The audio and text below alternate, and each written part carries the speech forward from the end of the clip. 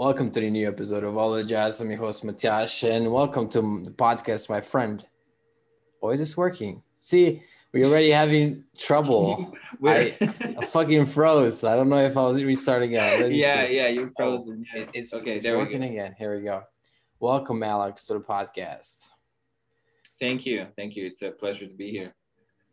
So we met years ago.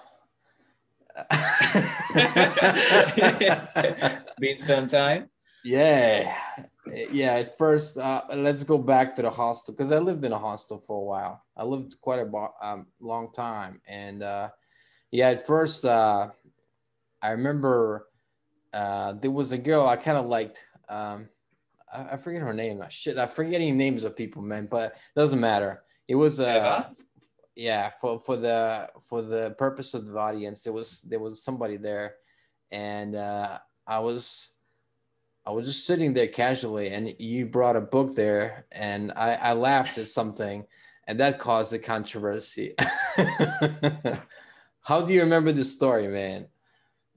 I think it was like it's a book about ancient aliens or something like that. I think it was we were sitting in the common room, and yeah, we were having either you were having a conversation with her or I was having a conversation with her. But yeah, there was this book, and I think then we started talking about it. In fact, it was something about aliens, I think.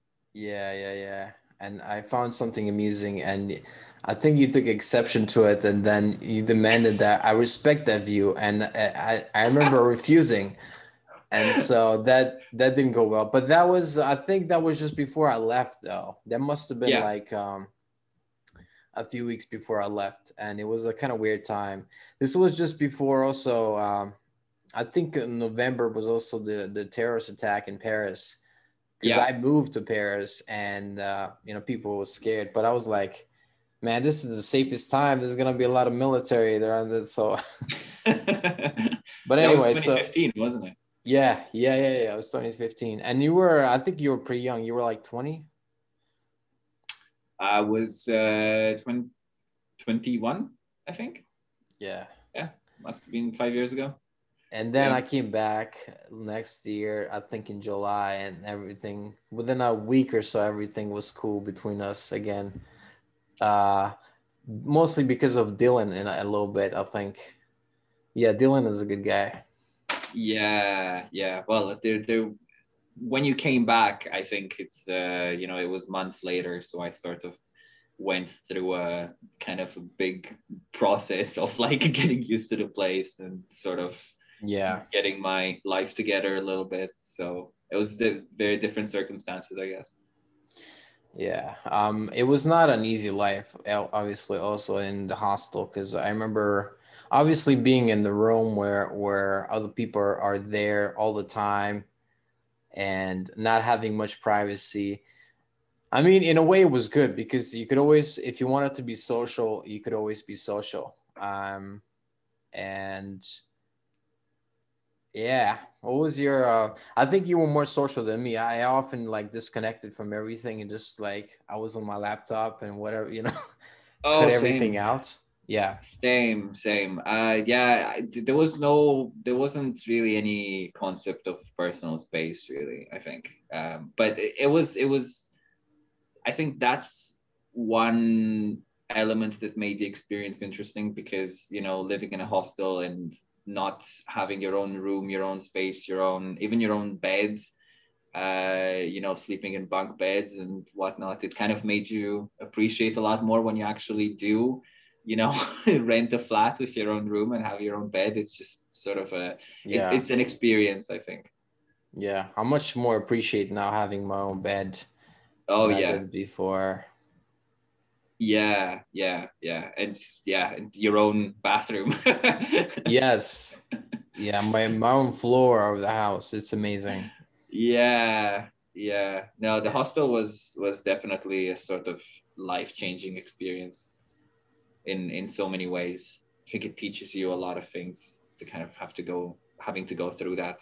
Yeah. I think you learned how to cook as well in the hostel, right? Well, yeah. I learned a lot of things from a lot of people. That's what was interesting about it. Because you meet so many different people. So yeah, I definitely feel like I've changed a lot as a person. And yeah, cooking was definitely one of those things. I had no idea how to cook spaghetti when I first got there, and I came from Italy, so that's something. Yeah, I remember you teaching me the proper method. I forget now. Did I teach you? Yeah, you were trying to teach me like how to see if you were saying you might throw them and if they stick or something that That's actually something that I think someone else showed me before that. Yeah, yeah. it's pretty funny. I myself didn't learn too much to cook. I just learned pasta mostly. I did rice as well. Towards I the end, I remember that. did. Yeah, yeah. I think I ate too much pasta there. To be honest, it was too. It was not too diverse. Let's say. I remember how you opened the cupboard, the food cupboard to this. You Which just sort of like you kind of you approached it and you opened the door and then you took a step back to kind of just look at it, observe, what's going on in there. I remember that.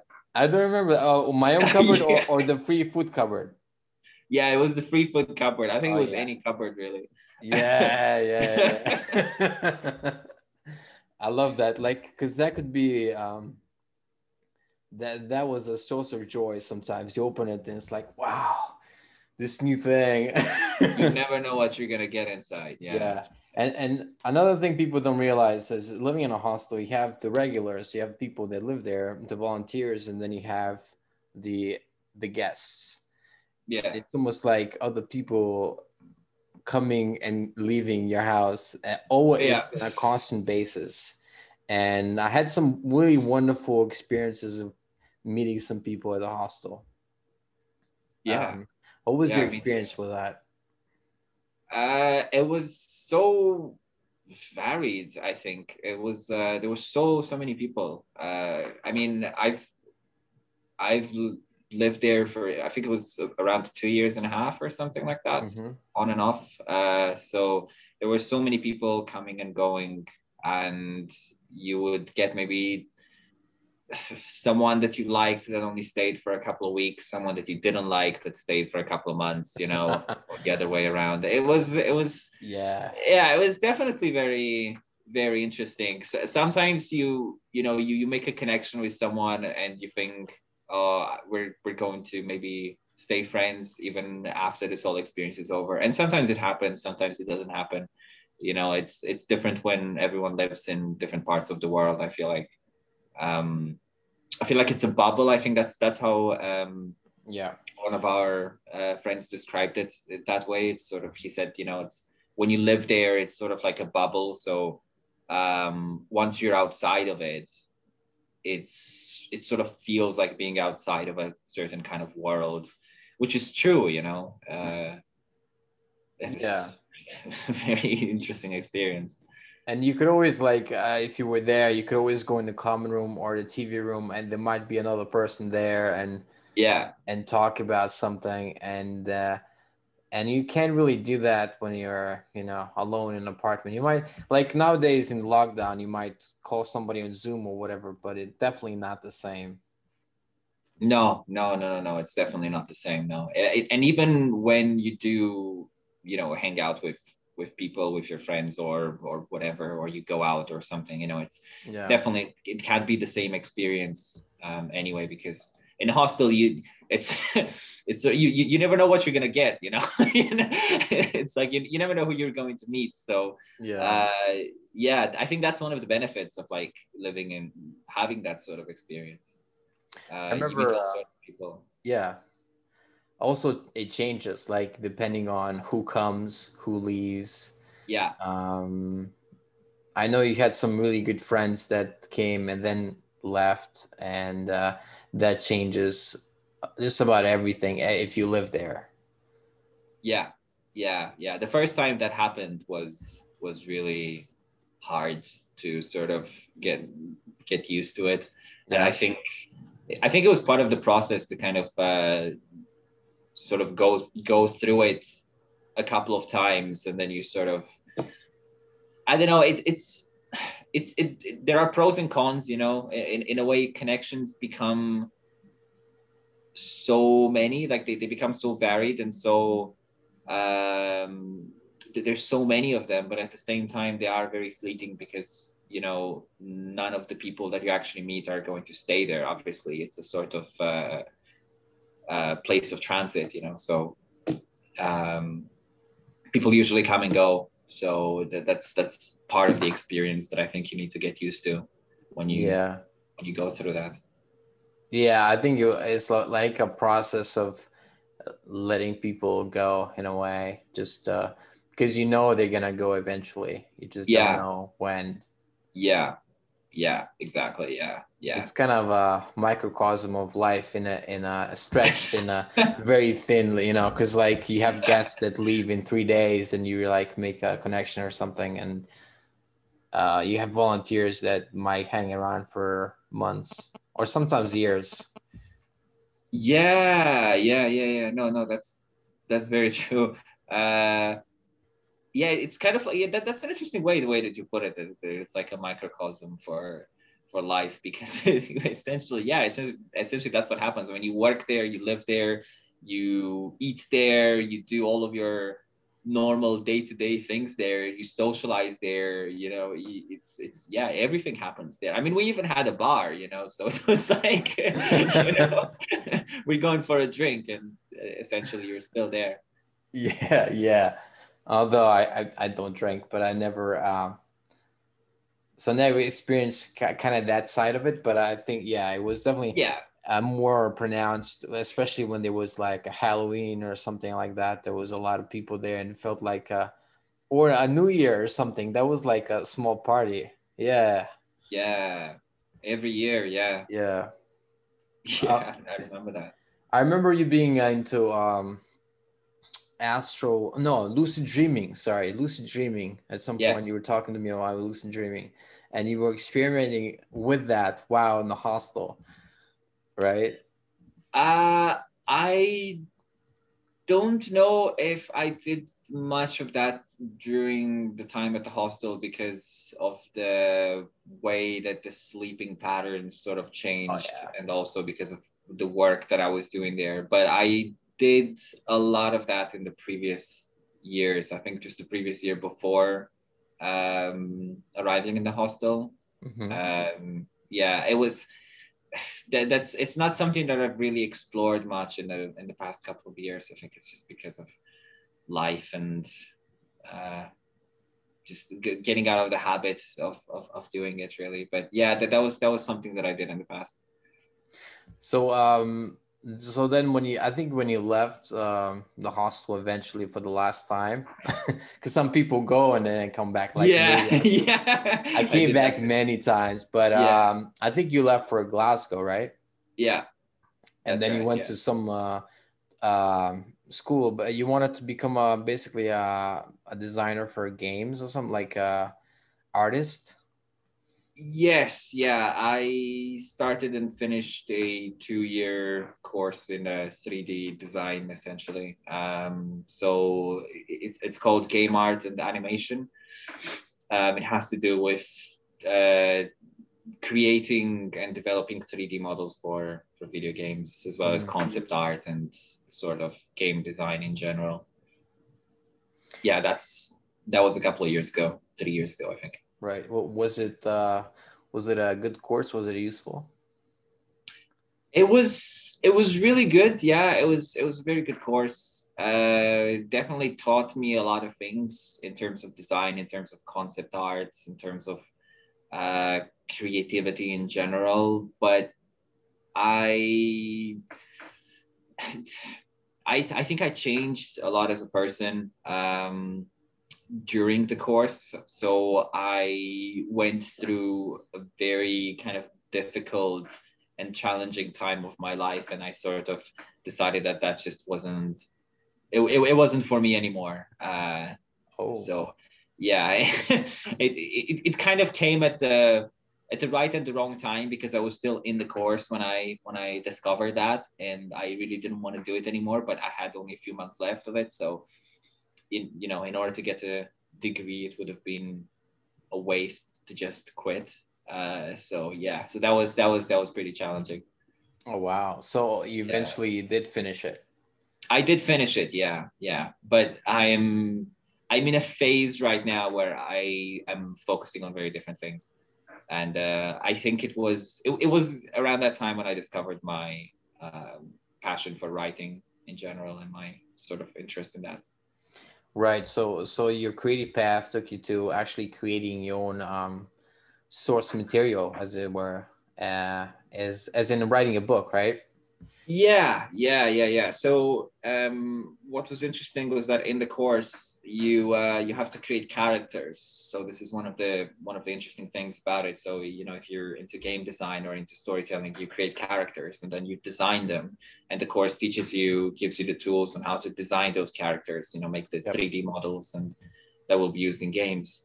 But part of the process of designing a character is providing a backstory to the character, because a story influences um, the way that you design the physical aspect of your character.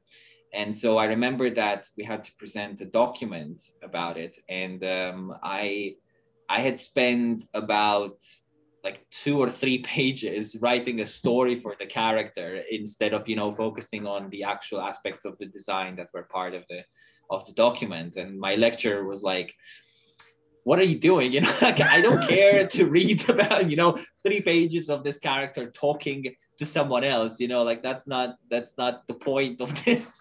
But I had so much fun doing it. So yeah, I think I understood it. What, like, that's what I want to do. I do want to write 3 pages of a character talking to another character. Like, that's writing dialogue is became just a lot more fun for me, rather than creating the actual Hmm. character, which is still, I still enjoy it, but it's different. So you found your passion basically through the course. You found that this is what you enjoy more.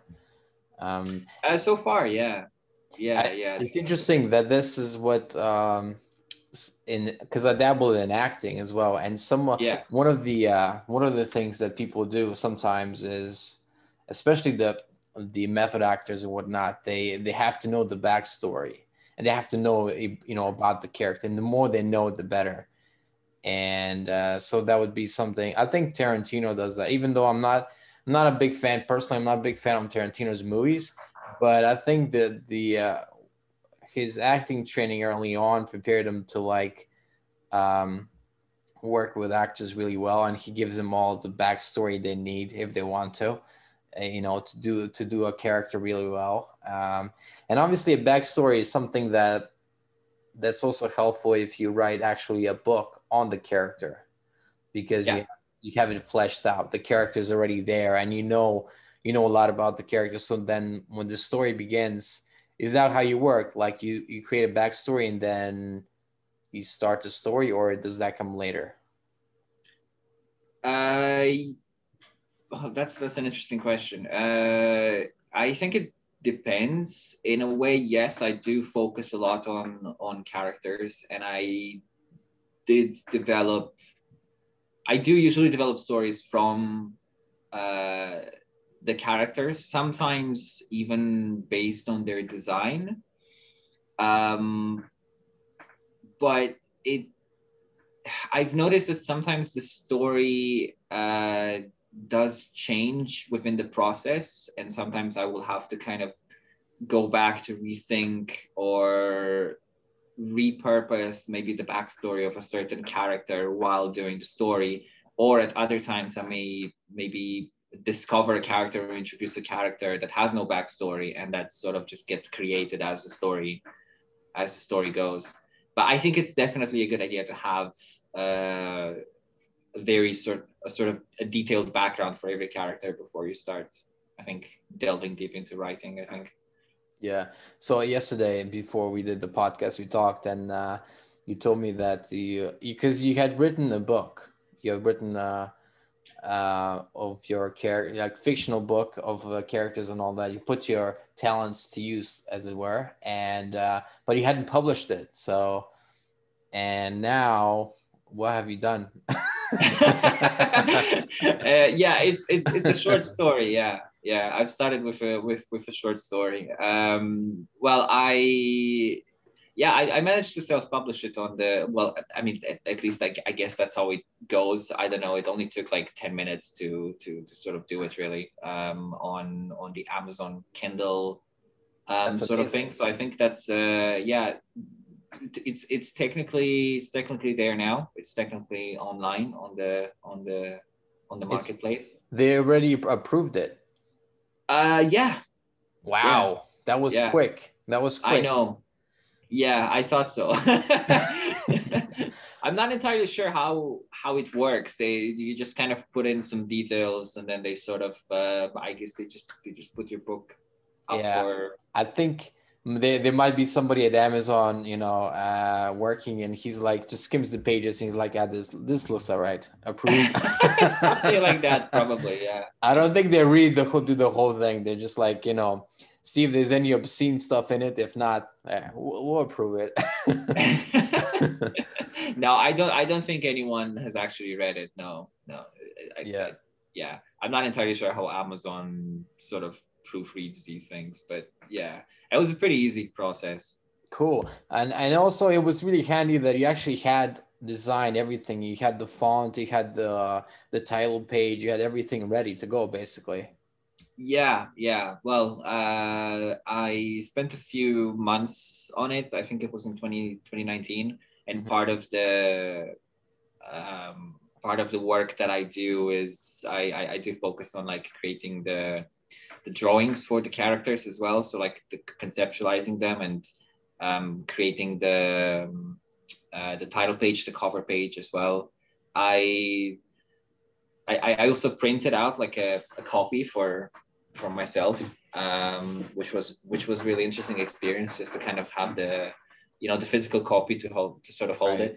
Right. It's it was Yeah, really that nice. that must be something like I remember when I did I think when you see the thing in full scale, it always like or materialized, it's always like, wow, I made this. Yeah, exactly. Yeah. That's one of the best sensations, really, because you sort of it's not just something digital. You can actually go and pick it up and look through it. It's really nice. So that's kind of what I'm aiming to do next as well. I'm just sort of trying to expand on it a little bit. Yeah.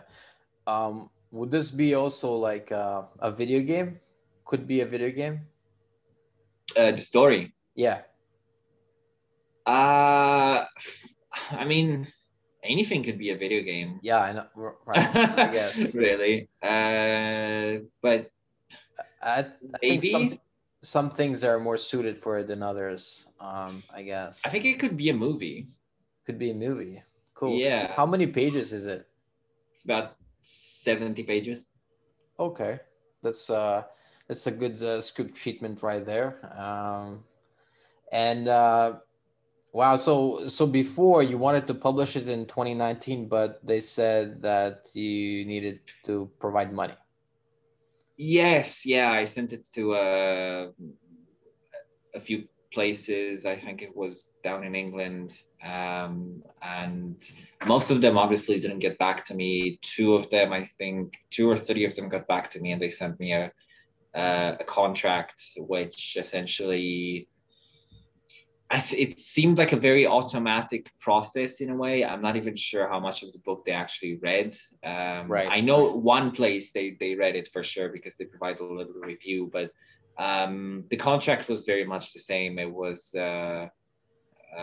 essentially they ask you for money, so I think it's because it's a risk in publishing the paperback version, so you don't know if it's going to sell or not.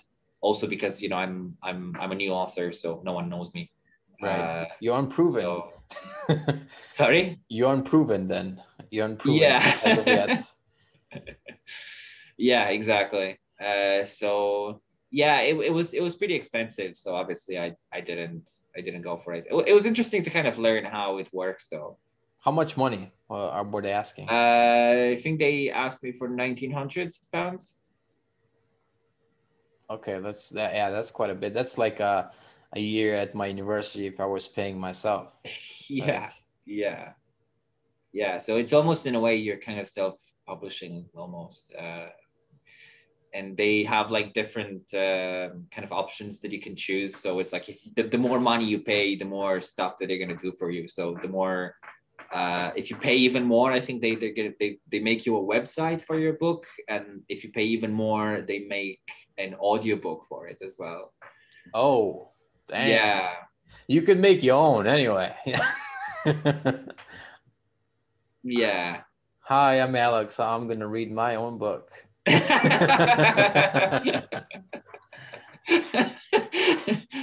So now Yeah. basically this is like I didn't expect it to be, but this is gonna be basically a promotion for your own book as well.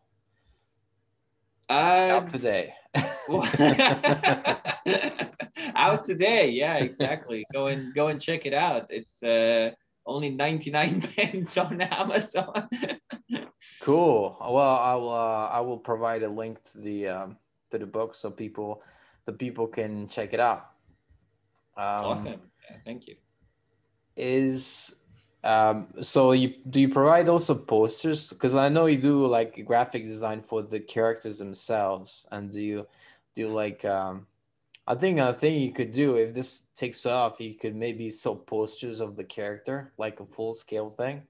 That would be kind of cool. Because That would be cool. Yeah, yeah. I did have something like that in mind. If I could somehow combine the writing aspect of it with the design aspect of it, and then you sort of one feeds the other in a way. So maybe if people would be reading the story, then they might be interested in purchasing, I don't know, some sort of drawings or wall art or something like that, or the other way around, you know. But I think that would require, yeah, would require a fair bit of like readership, I guess, or yeah, people that are interested in it, that know of it. but the visual aspect of it when you're writing, you do you create the character visually before or sometimes after? Both. I try and always create it before. It really helps with the just with the storytelling aspect, with the description, and with the kind of the style that I'm going for. Mm-hmm. But sometimes I would have a character in mind for a long time, and then I would know what I want to write about the character, or where do I want the character to go.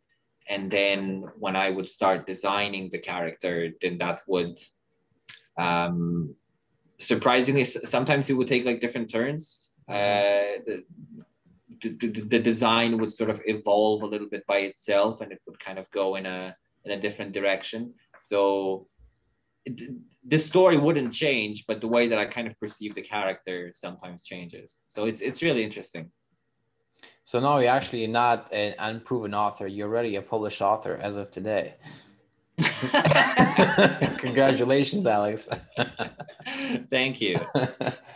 um, let's see. Okay, so another thing that we did, uh, well, not together, but separately, I guess, meditation is something that we did and talked about. I think I did sporadically in the hostel. I did every once in a while, especially through the Hawking's Letting Go book, which I'm a big fan of and still use. But I think you started your spiritual journey started before the hostel, right? Yes, yeah, yeah. It started about, I think, a year before me moving there.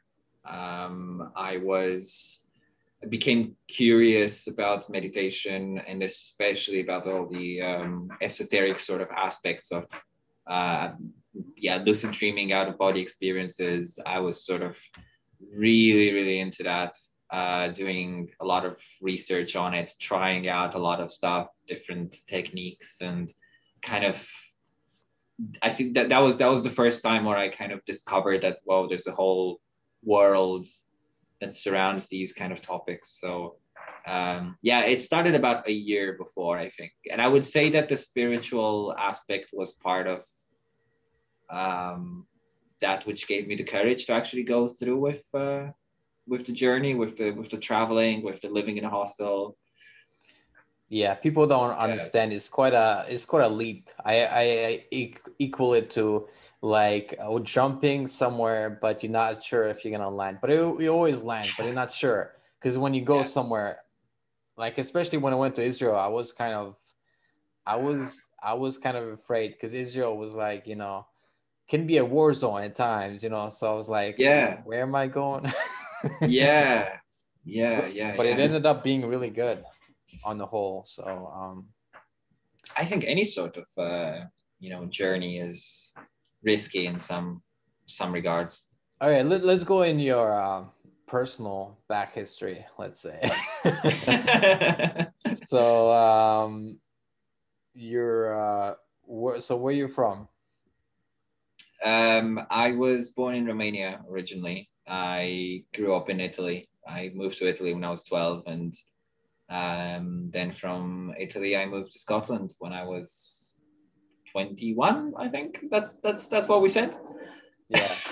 It was 5 years ago. So would you say living in Italy, you probably took on a lot of the because you ended up having Italian friends as well, and that changed how you were before if you just stayed in Romania, right? Oh, completely. Yeah. But I was 12, so it's I think it's different at that age. It's much easier to Yeah.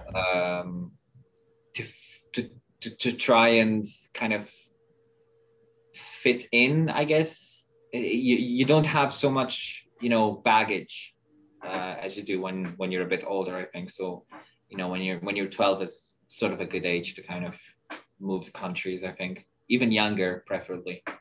Yeah, and you're like a sponge also for learning. Yeah, How was learning Italian and going to school just in it all Italian? it was a very interesting experience, partly because I don't actually have a memory of like how it actually how the process evolved, to be honest. So I do remember being in school and not knowing so much Italian, and then kind of learning the language as time went by, and as I sort of interacting more with people, started making friends. I was watching a lot of TV, I was watching a lot of cartoons, and kind of I think being surrounded by the language really helps. Yeah, So yeah, it immersion. was definitely, it was no sort of courses or dictionaries or any of that sort of stuff. It was just really me living there. Yeah, it was a school of hard knocks, and you were just thrown in there, and you're like, okay, how are you gonna Yeah, learn? basically, yeah. But I imagine it was like, when you come to a new place and you don't know the language, and the test is in Italian. Yeah. It's like What now? do you remember Well, having it? they were pretty accommodating, Oh to yeah, be honest. okay. They I think they were very used to kind of people sort of coming from different countries, especially Romania at the time, having a lot of young children, sort of starting school then. So I think they did a pretty good job in kind of making me feel like I wasn't different, that I was part of it. So Right. Did you go to northern Italy, right, by the way? yeah. It was a small town near Turin, about an hour away from Turin. Okay. All right. Mhm. So a small town, that's in a way better, because you don't get the um I don't know, although like big towns can be good, but small towns have a more grounding feel. Especially like I tend to see people from smaller towns have more uh, of a friendly or grounded outlook on life? Yeah, it depends. Yeah, I know it depends. Yeah, it was nice. It was I I think it was in a way better than me just being fully immersed into something like Turin, which is a very big.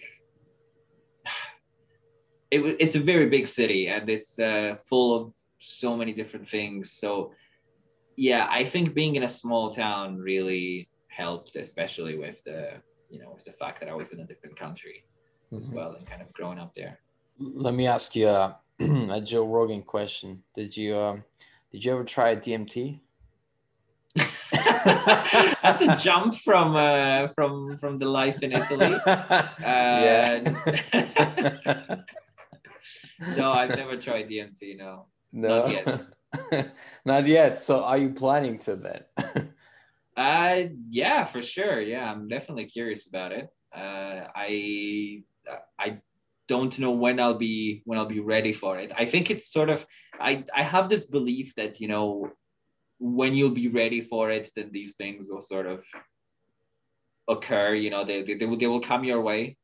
You think so? There'll be a I girl think so. who'll be like, I have some DMT in my purse. You want to? Yeah, well, I think so. Yeah, I think that's exactly how it's gonna go. I mean, this has just been my past experience with a lot of stuff. So, yeah, I sort of believe that some things only come your way when you're ready for them.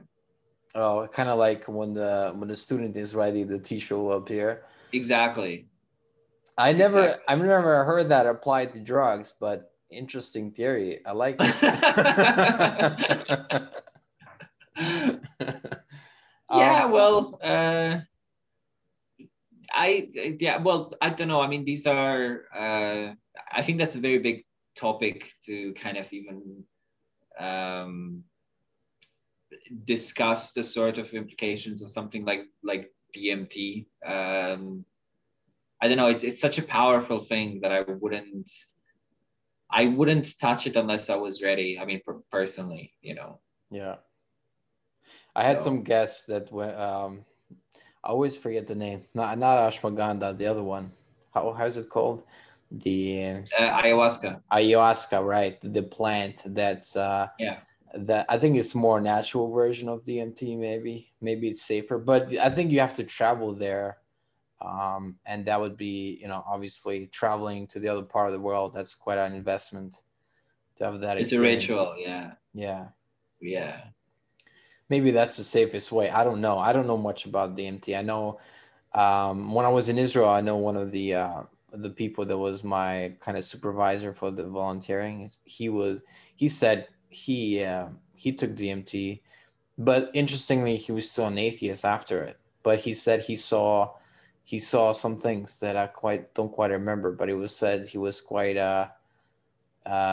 vivid, and Okay.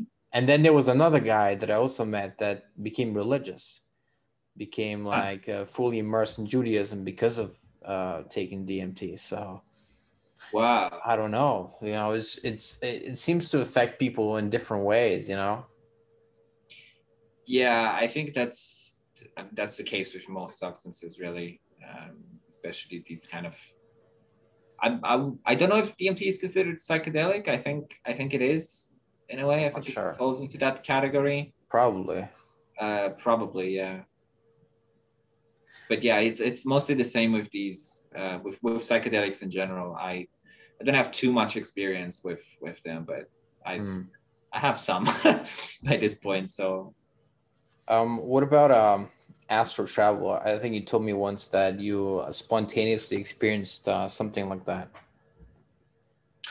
uh, not it wasn't spontaneous. No, it was through a lucid dream. It was Mm. at the time when I was sort of exploring that kind of realm and trying to have lucid dreams fairly frequently. and I was keeping a dream journal regularly as well. I think it was about 6 years ago. Right. And it was immediately after. Well, there are actually two separate occasions when that happened. The first one was after a lucid dream, and then the second one was a more spontaneous one. Yeah, yeah, that I remember. Yeah. What's the benefit of people like if you were to say to somebody to advocate for lucid dreaming, can you learn more? Can you learn something in lucid dreams that or something maybe you can learn faster than you can do in real life? I think it depends on every individual, the way you sort of use it. I think for me personally,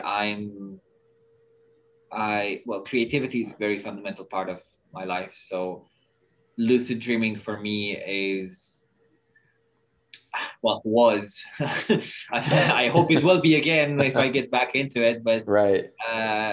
it it's a sort of way of exploring a lot of concepts. You can use it pretty much to kind of summon certain ideas to your mind, because you're connected with your unconscious a lot. So it's from that part of the mind, that deeper part of the mind, that's sort of the best ideas, I think, are coming out of. So in my case, I can see character designs, I can see sometimes I can hear music that doesn't exist. If I was a musician, I could probably make up some really interesting songs from it.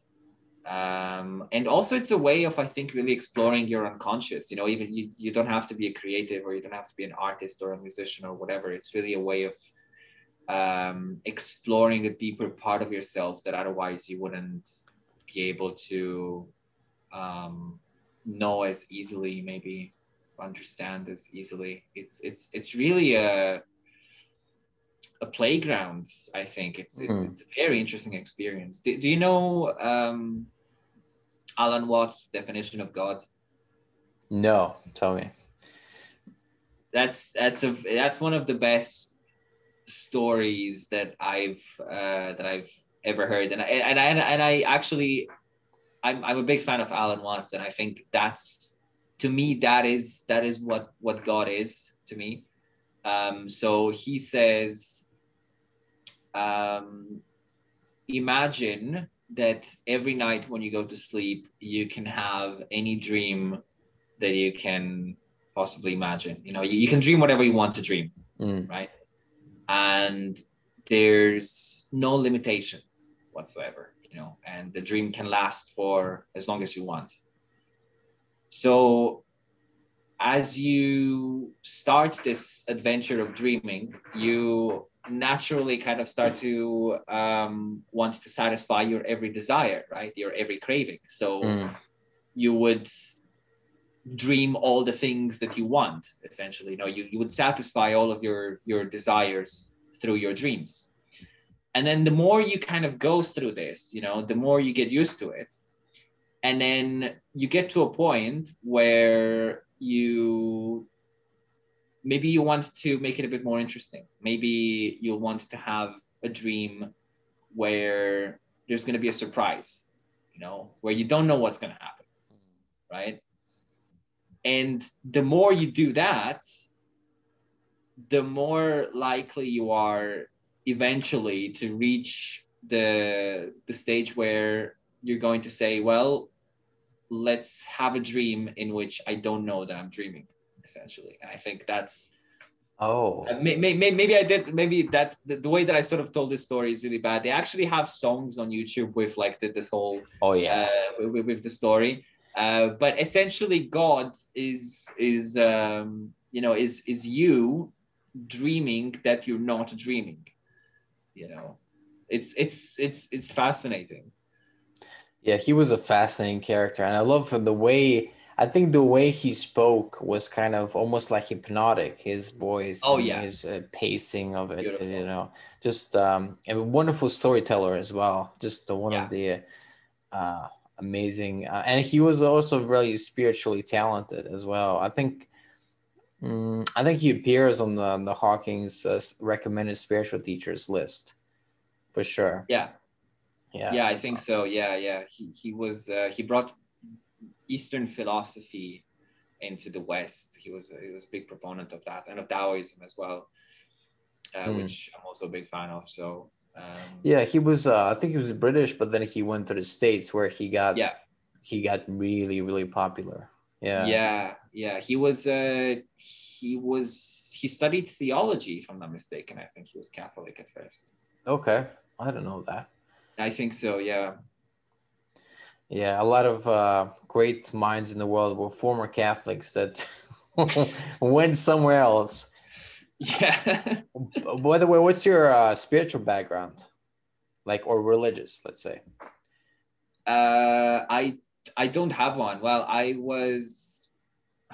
wasn't raised in a religious family Okay. at all. I would say I was surrounded by Orthodox Christianity in Romania. It was sort of that was the main kind of practice and religion where I was, but it was never really forced in Right. in my case. So So then you come to Italy and then you have classmates that are mostly Catholic. yes, but the religious attitude in Italy was never as dominating, I would say is a good word for it, as it was in Romania. Right. It's interesting. So Italy's not was not in your experience was not as strong in religion or dogmatic, especially the young kids as in Romania. It wasn't as strong in my experience, but that doesn't mean it's not. I think it just depends on where you are and your circumstances. They definitely include a lot of religious practices in their kind of day-to-day sort of tradition. So you have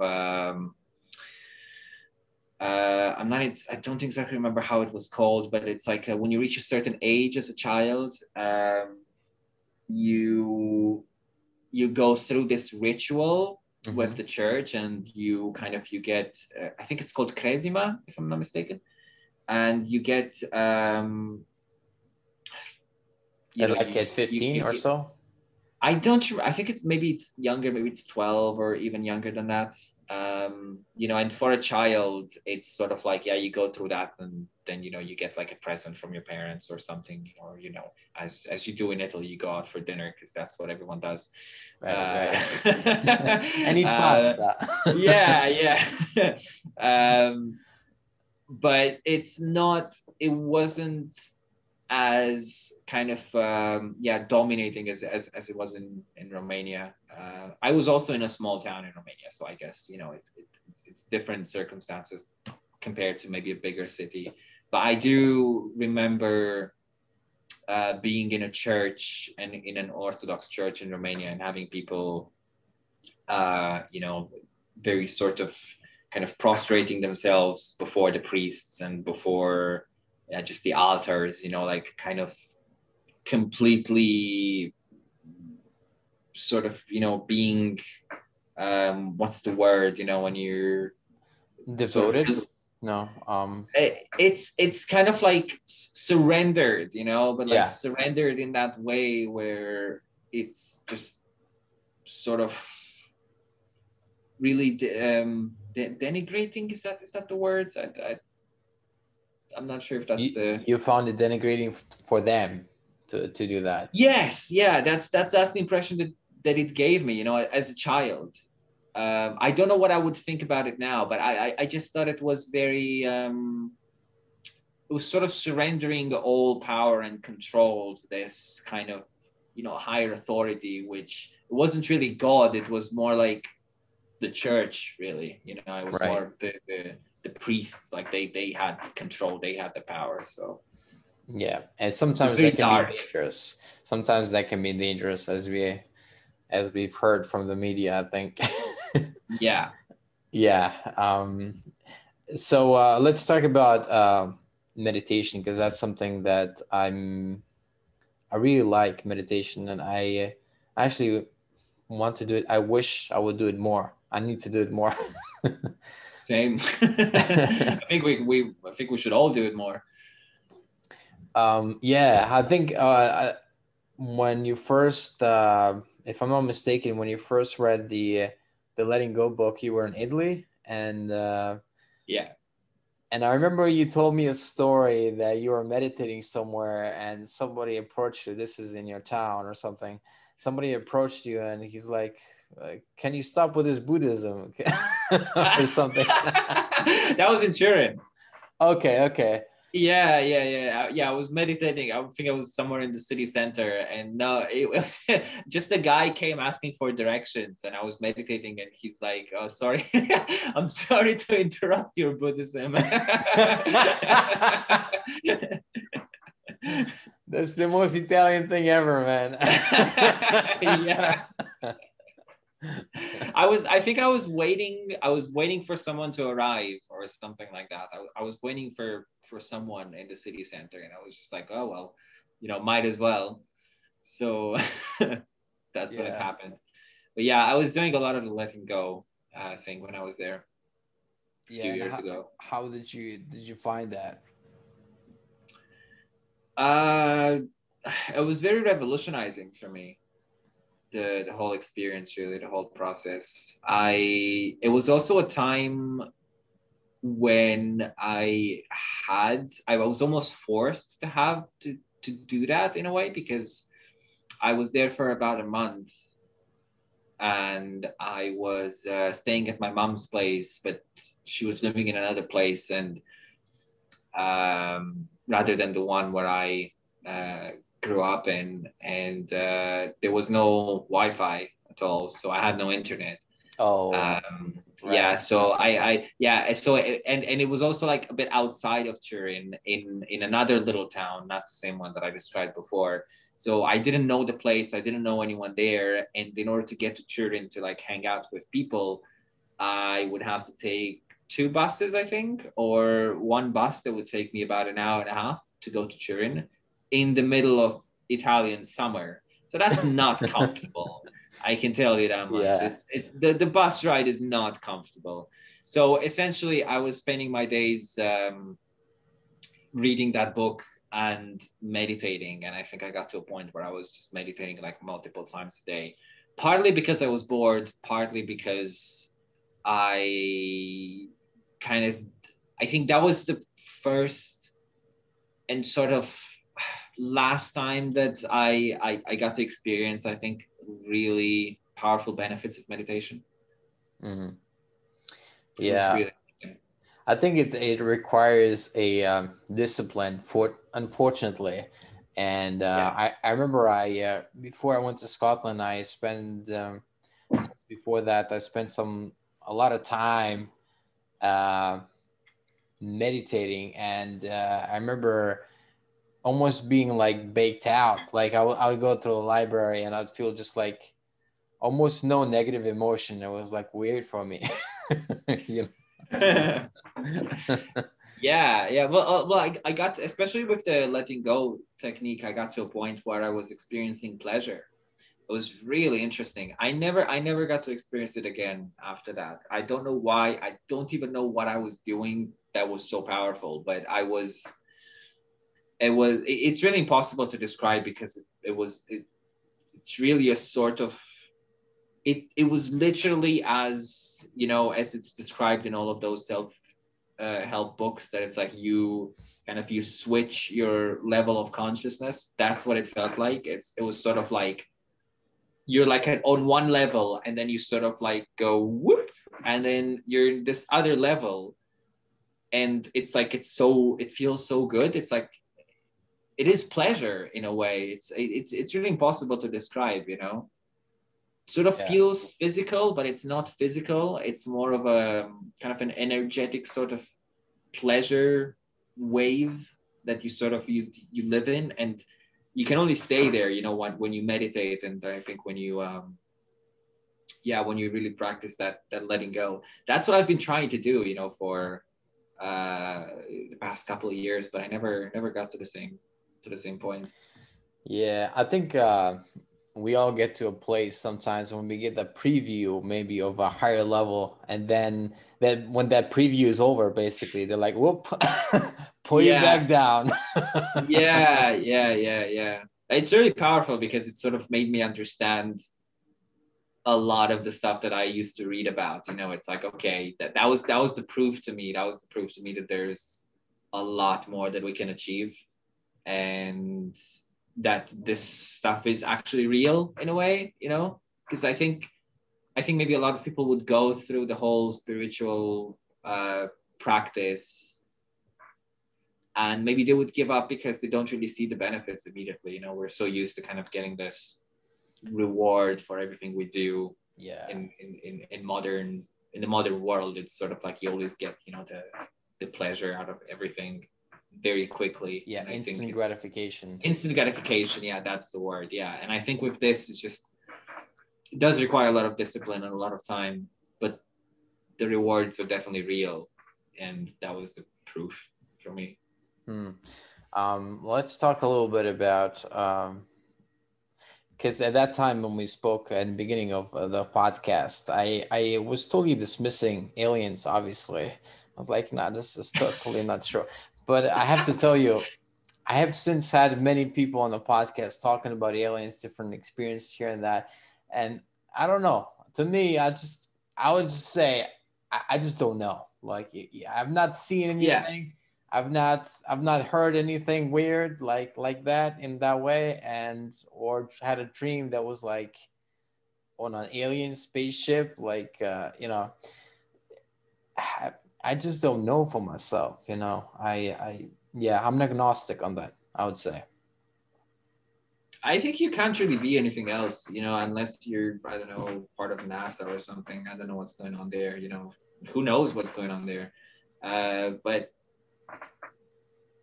yeah, it's really impossible to say. I think we don't know. I mean, that's the best we can do. That's the best I can do. You know, I mean, there's a lot of people out there that are maybe a lot more informed on this stuff than I am. Uh, I don't think I think it's very plausible. I have a lot of fun with theories. That's what I like. You know, that's that's what I love. All of the, you know, all of the crazy ancient alien stories and stuff like that. You know, Right. they're fun for Um, me. Talking about alien stories and ancient stories, I think we spoke yesterday about you try to use some of the ancient stuff from religions and incorporate some of that to your storytelling, right? Yeah, yeah, that's right. Yeah, And you yeah. draw, like, do you draw inspiration from it and you see certain patterns that they do, and and then you try to replicate it, but in your own way? Uh, I mostly take inspiration from ideas and stories. Sometimes you come across these concepts or these stories that have not really been retold as much as maybe other myths or stories. You know, maybe like the Greek myths, for example, they're very famous. You know, they're sort of like got told and retold. Same with um, maybe more uh, Christian sort of myths as well, biblical stories. But then you find these other kind of like more hidden gems in more older religions and philosophies and stuff like that. So yeah, that's what really inspires me when I find something like that, and I can sort of visualize it, and I can it gives me a lot of inspiration for storytelling. I can give an example if you want. Okay, go ahead. So this was actually something that I found out today. Uh, so apparently, this is something that I had no idea about. But there is a story in Norse mythology, which I'm also a really big fan of. Wait, Where Norse. Norse, yeah. Okay. So ancient Scandinavian All right. All right. mythology. That explains the creation of mankind. So it starts with a man and a woman, right? As it starts usually in other mythologies. But what's really interesting is that the story is about these three brothers. One of them is Odin. I don't entirely remember the name of the other two, and they're all three of them are gods, you know, and they walk on this beach, and they find two trees, and I think they're ash trees. I don't exactly remember. Like one of them, I think, is an ash tree. The other one is a different type of tree, and they each of them give part of themselves, like they give attributes, and they create through these trees. They create the man and the woman. Okay. And then they're sort of allowed to kind of enter the gates of Midgard, you know, and so that's the world that we know, that's our world, you know, like that's Midgard is considered to be in Norse mythology our world, and then there's various other worlds. But what's interesting is, you know, that so you have this beach that's outside of our world, and these two trees that are found, not created by the gods. You know, the gods just sort of like walk around and they find these two trees, and then they create the first man and woman from these trees. So according to this story, which I think is so beautiful, you know, I mean, this is like completely, you know, different compared to, like, you know, other mythologies and stories and ancient tales. And I love it. I love this concept, you know, so I can kind of look at that, and I can, like, to me at least, it's an inspiration to sort of take that story and maybe retell it, you know, maybe propose it again, you know, maybe in a modern format, so that people can find it again, kind of discover those stories again. You know, that's just an example. There's so many. Wow. So it would suppose then that there is a world that the gods didn't create but already exists, and then they discover it, and then out of that comes a new creation. Wow. Well, in Norse mythology is a bit different, because there's the gods, but the gods themselves are, I think, if I'm not mistaken, they're created from, they're born from either the blood or the body of a giant. So it's similar to the Greek myth, where Zeus is the son of Kronos or Uranus. I don't remember. Maybe they're the same. I'm butchering mythology here. I shouldn't do that, but yeah, essentially it does imply the fact that, you know, the gods that we, as we know them, they are the sons of a previous generation that, you know, they did their own thing, sort of. So yeah, it's these myths are very different from, you know, like Abrahamic religions, but that's why they're so fascinating to me. And it's really interesting to kind of like go and see all the parallels between them, all the things that they have in common, you know. So you would have like the I think in biblical stories, you know, you have like the Nephilim, which are the result of like angels and humans mating, right? And they're also called giants, which is interesting because, you know, in Greek myths you have the Titans, which are exactly the same things. They're I think they're the progeny between I think I'm not entirely sure on it, but I think they are the essentially, yeah, the children of a union between gods and humans, or demigods and humans, or something like that. So it's fascinating. Right. And there's also, speaking about religions, people that are religious or drawing from religion. I think Tolkien, and also, what's the other guy? Oh, my gosh. It is Lewis, C.S. Lewis, right? He Right. also, I think they both drew from the Christian faith to create the Lord of the Rings and Narnia. Tolkien was inspired by Norse mythology. Yeah, Lord of the Rings is essentially most of it is Norse mythology. Like, Okay. yeah. So the elves and dwarves and people living underground and all of that stuff is all Norse mythology.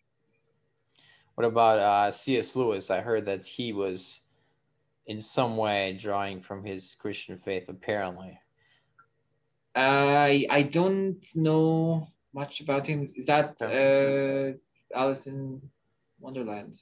No. It's Chronicles of Narnia. It's like Ah, the right. world, and in the you go in the Yes, that's the closet. one. You go in the closet, and Yeah, it's that's another the world, yeah.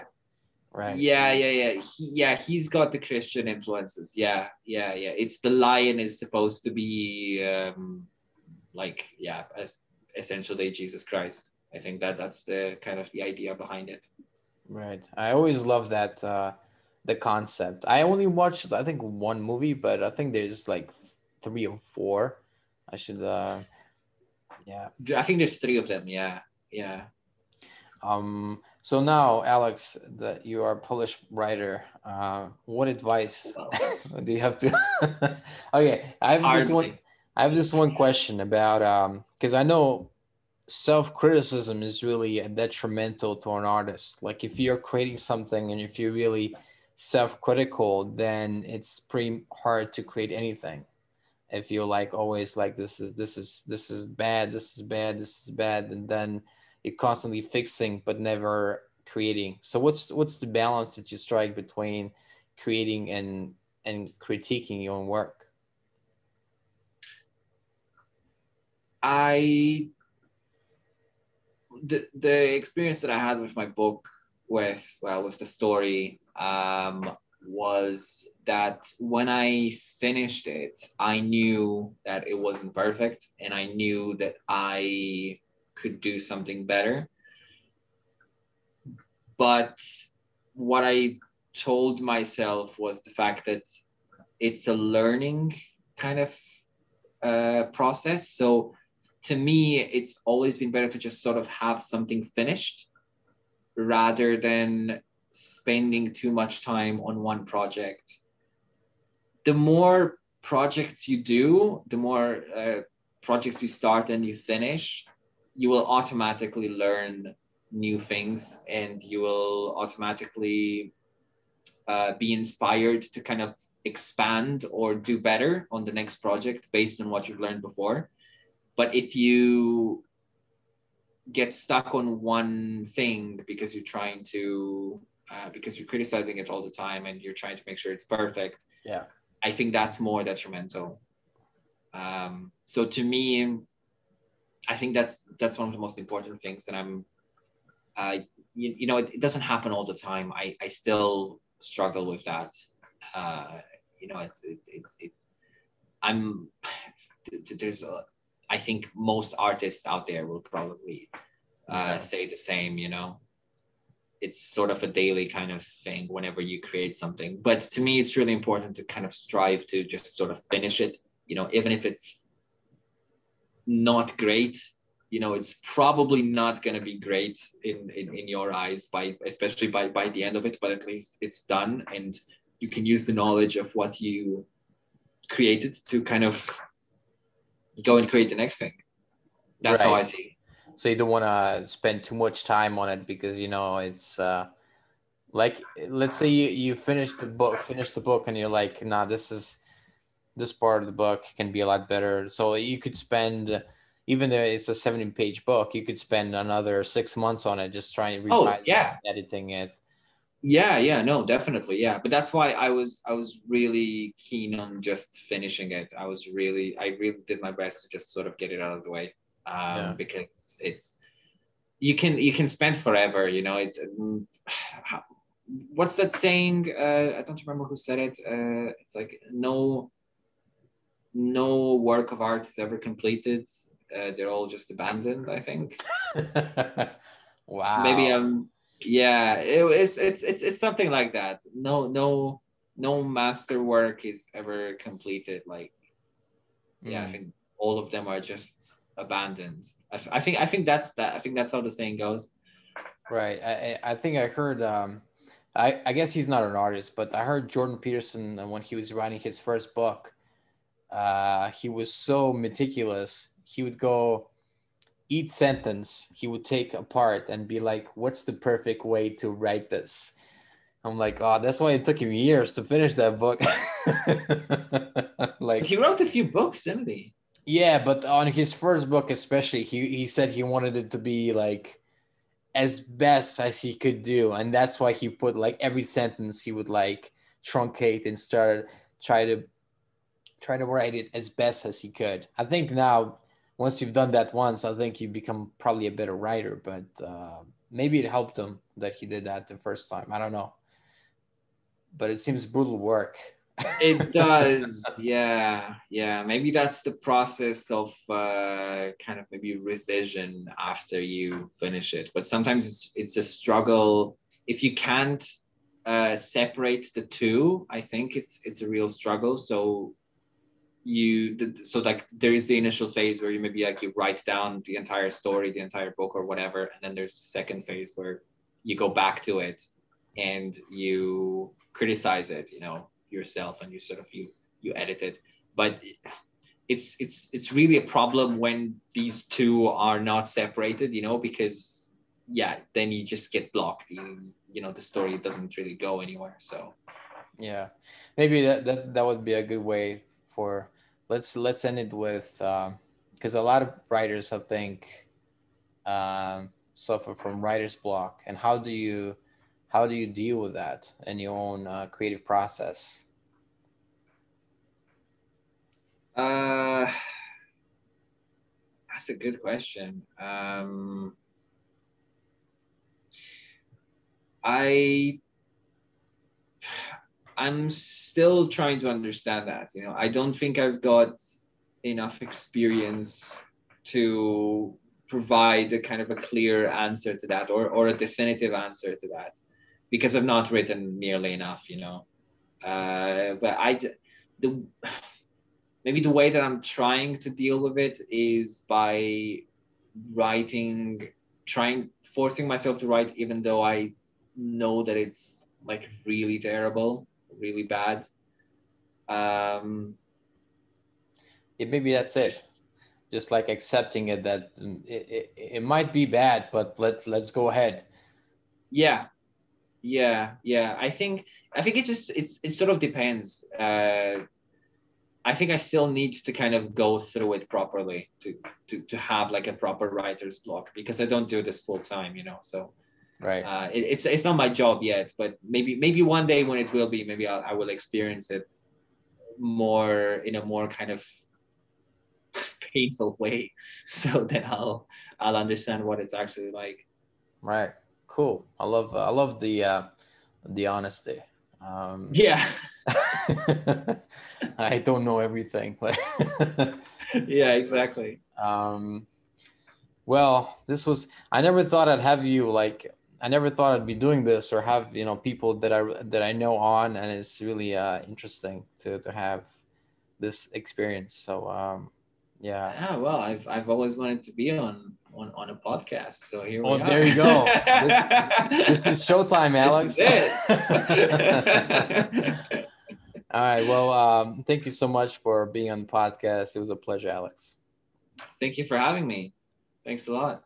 And everybody who's watching and listening, thank you. Bye Bye bye. bye.